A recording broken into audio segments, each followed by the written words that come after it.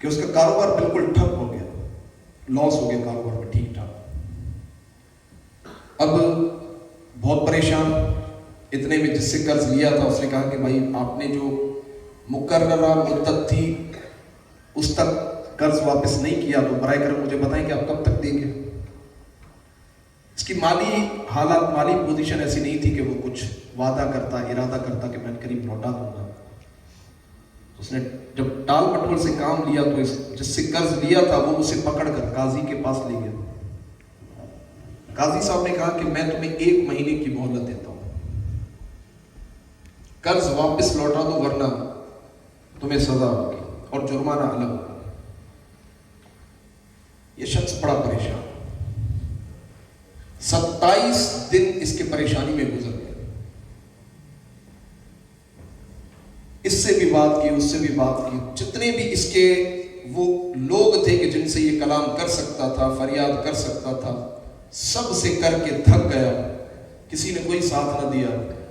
اور پھر جب کوئی بھی ساتھ نہ دے تو میرے امام نے فرمایا نا، فریاد امتی جو کرے حال زار میں، ممکن نہیں کہ خیر بشر کو خبر نہ ہو.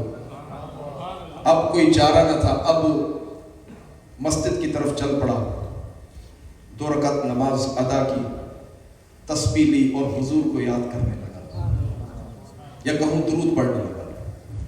درود پڑھتے پڑھتے سو گیا. اسے خواب آیا کہ کوئی کہنے والا کہہ رہا ہے کہ فلاں وزیر کے پاس چلے جاؤ اور اسے جا کر کہو کہ مجھ پر 3000 درہم قرض ہے، برائے کرم مجھے میرا قرض ادا کرنا ہے تو مجھے آپ 3000 درہم عطا کریں. جیسے خواب سے بیدار ہوا، بڑا خوش ہوا، لیکن اسی ٹائم تھوڑی دیر خوشی رہی، پھر خوشی ختم کہ وہ پوچھنا تو بھول ہی گیا نشانی کیا ہے. کسی کو بھی میں کہوں گا کہ مجھے اس طرح کا مبارک ایک خواب آیا ہے اور مجھے کہا گیا کہ میں آپ کے پاس آؤں اور آپ میری مدد کریں، تو مجھے کہیں گے کہ اس بات کی کیا شیورٹی ہے کہ واقعی خواب آیا تھا، ہو سکتا ہے ایسی بات کی ہو.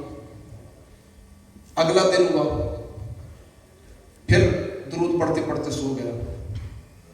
بس کیا سویا، قسمت اگرائی لے کر جاگ اٹھی. جس ذات پر درود پڑھتے پڑھتے سویا تھا، کیا دیکھتا ہے کہ وہ ذات بابرکات میرے سامنے موجود ہے. حضور علیہ السلام نے فرمایا کہ تم فلاں خلیفہ کے پاس جاؤ اور اسے جا کر کہو کہ مجھے 3000 درہم کی ضرورت ہے، مجھے ادا کرنا ہے، برائے کرم مجھے عطا کریں. اب اس کی تو خوشی کی معراج پھر پوچھنا بھول گیا، یہ نشانی کیا ہوئی. ایک دن پھر گزر گیا. اب اگلی رات آئی، پھر درود پڑھا، پھر حضور کو یاد کیا روتے روتے. اب کی بار نیت یہ تھی جیسے حضور کی زیارت ہوئی تو عرض کروں گا یا رسول اللہ نشانی تو بتا. تو پھر حضور نے کرم فرمایا. یہاں دیوانوں کی پوری زندگی گزر جاتی ہے، لیکن سچی بات بتاؤں تڑپ نہیں ہوتی، سیدھی بات ہے. ہم وہ کسی نے کیا خوب شعر کہا، رونے والی آنکھیں مانگو رونا سب کا کام نہیں، سوز محبت عام ہے لیکن ذکر محبت عام نہیں. ہم مطلب کرتے تو ہیں دعویٰ، لیکن وہ مشہور واقعہ تھا کہ سلطان اورنگزیب عالمگیر جب خواجہ غریب نواز کی مزار پر تشریف لے کر گئے تو دیکھا کہ دہلیز پر ایک شخص نابینا بیٹھا. اسے کہا کہ بھئی کتنے عرصے سے تمہاری آنکھوں کی بینائی جا چکی ہے؟ کہا مجھے کافی عرصہ ہو گیا. کہا اللہ کے دربار میں دعا نہیں کرتے؟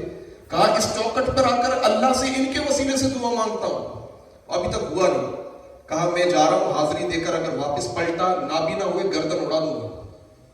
اب اس نے اللہ کے دربار میں عرض کی مولا اگر جان لینی ہے تو تو لے، اس کے ہاتھوں سے تو جان کم از کم نہ جائے، ایسا کرم فرما، مجھے یا تو آنکھیں دے یا پھر تو جان دے.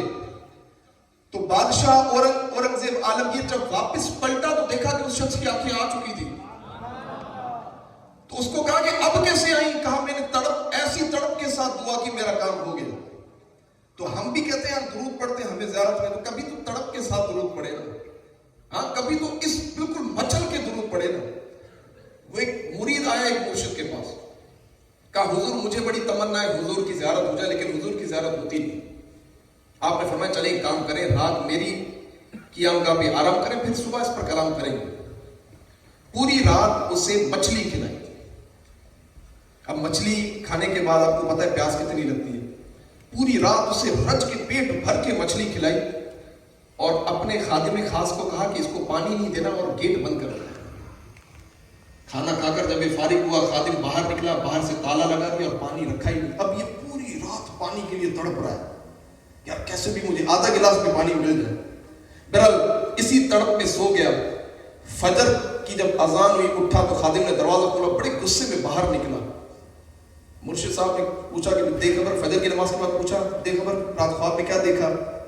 کہا مجھے تو ہر طرف سمندر ہی سمندر نظر آیا. کہا کیوں؟ کہا مجھے پیاس ہی اتنی شدید لگی ہوئی تھی رات کو, اس پیاس کی شدت میں سویا, ایسی مجھے نیند آئی زبردست, اور پھر میں نے خواب میں دیکھا کہ میں چاروں طرف سمندر دیکھ رہا ہوں.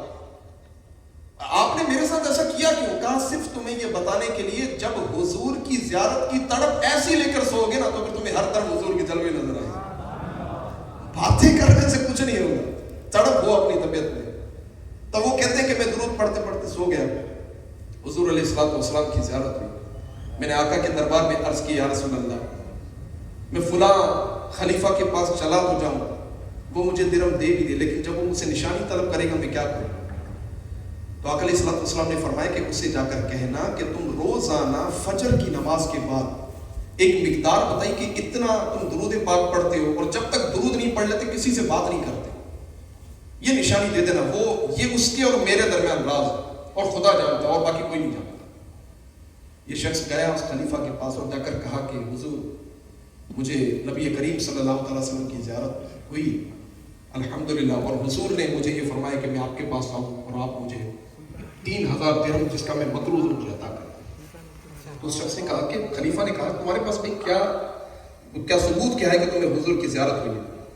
اس نے کہا حضور علیہ السلام نے مجھے بتایا کہ فجر کی نماز کے بعد آپ اتنا درود پاک پڑھتے, اور جب تک یہ پڑھ نہیں لیتے آپ کسی سے بات نہیں کرتے. اب وہ خلیفہ تھر تھر کانپنے لگا, اس کے جسم پر کپ کپی طاری ہو گئی, آنکھوں سے آنسو نکل آئے, دل بے چین ہو گئے کہ مطلب میرا درود پڑھنا میرے نبی کے دربار میں مطلب قبول ہوا ہے. اسی لیے آقا علیہ الصلوۃ والسلام اب وہ خوشی کے مارے پھولا نہیں سمایا, گیا فوراً سے 3000 درہم لا کر دیے. کہا یہ 3000 درہم تمہارے قرض ادا کرنے کے لیے. ایک اور 3000 درہم دیے, کہا یہ تمہاری اولاد پر خرچ کرنے کے لیے. ایک اور 3000 درہم دیے, کہا یہ تمہارے کاروبار شروع کرنے کے لیے. مانگنے آیا تو صرف 3000 اور مل گئے 9000. اب یہ خوشی خوشی گیا قاضی کے دربار میں. قاضی کو جا کر کہا کہ قاضی صاحب میں 1 مہینے میں جو میں نے 3000 درہم لانے تھے یہ میں پیش کر رہا. قاضی نے کہا یار تم تو بالکل ایک کنگال آدمی تھے, تمہارے پاس کچھ بھی نہیں تھا, یہ اچانک ایک دم سے تمہارے پاس ایسے پیسے کہاں سے آ گئے؟ اس نے پورا واقعہ سنا دیا. اچھا قاضی بھی عاشق رسول تھا, اس نے کہا یار سارا ثواب تمہیں نے لے جانا ہے, سارا ثواب اس شخص نے اس خلیفہ نے لے جانا ہے. وہ گیا اپنے گھروں گھر جا کر 3000 درہم لے آیا, کہا تمہارا قرض میری طرف سے ادا ہوا. وہ 3000 دے دیے. اچھا جس شخص سے قرض لیا تھا وہ بھی سن رہا تھا, کہا ساری بازی تم لے جاؤ, میں نے ایسے رہنا, جاؤ میں نے اس شخص کا قرض معاف کیا. اب 3000 قرض معاف ہوا, 3000 قاضی صاحب کے ملے, 9000 خلیفہ کے ملے, ٹوٹل کتنے ہوئے؟ 12000. میرے کریم سے اگر قطرہ کسی نے مانگا دریا بہا دیے ہیں, دربے بہا دیے. تو غموں نے جو تمہیں گھیرا ہے درود پڑھو, جو حاضری کی تمنا ہے تو درود پڑھو. صلو علی الحبیب صلی اللہ تعالی علی محمد صلی اللہ تعالی. اچھا شیخ محقق محدث دہلوی رحمۃ اللہ تعالی علیہ اور امام زرقانی رحمۃ اللہ تعالی علیہ آپ فرماتے ہیں درود جب بھی پڑھیں تصور کے ساتھ پڑھیں. تصور کریں کہ میں حضور علیہ الصلوۃ والسلام کے دربار میں موجود ہوں اور حضور پر درود پڑھ رہا ہوں. فرمایا جب تمہارا تصور جائے گا تو پھر تم دیکھو تم پر کیسی بارش ہے, تصور بھی پھر کامل تصور. اور امام غزالی رحمۃ اللہ تعالیٰ نے تو یہاں تک فرمایا کہ جب نماز میں بھی تم تشہد پڑھتے ہو اور جب تم ایھا نبی پر پہنچو تو تمہارا تصور یہ ہو کہ اذ الحبیب موجود فی حرم الحبیب. تمہارا تصور یہ ہو کہ میں اللہ کے دربار میں موجود ہوں اور میرا نبی بھی اللہ کے دربار میں موجود ہے, اور پھر اب میں سلام پڑھ رہا ہوں, السلام علیکہ ایھا النبی ورحمۃ اللہ وبرکاتہ. اب تم اپنے نبی پر درود بھیجو, اب تم اپنے نبی پر سلام بھیجو, اور پھر فرمائے کہ جو انوار اور تجلیات کی بارش تم پر ہوگی اس کا تمہیں اندازہ بھی نہیں ہوگا. اچھا لیکن یہاں پر ایک سوال ہے, ہم حضور پر درود تو پڑھیں اور تصور کے ساتھ پڑھیں، لیکن جس کو ہم نے دیکھا ہی نہیں تصور کیسے کریں؟ آپ سب کی توجہ ہے؟ میں بحث کوئی مشکل تو نہیں چھیڑ دی؟ جس چیز کو، جس شے کو، جس ہستی کو ہم نے دیکھا ہی نہ ہو اس کا تصور کیسے کریں؟ اللہ تعالیٰ سلامت رکھے ہمارے ائمہ کو، ہمارے اسلاف کو، ان کی قبروں پر کروڑوں رحمتوں کا نزول فرمائے۔ انہوں نے دین میں کوئی ایک بھی بلینک خالی نہیں چھوڑا کہ کوئی اعتراض کرے یا ہم پریشان ہوں۔ اچھا پہلے تو میں تصور کی طرف آتا ہوں۔ ایک بہت بڑے بزرگ ہیں حضرت عباس رحمۃ اللہ تعالیٰ، وہ ایک مرتبہ نماز پڑھ رہے تھے، نماز میں تشہد میں کافی دیر تک انہوں نے ٹھہرے رہے،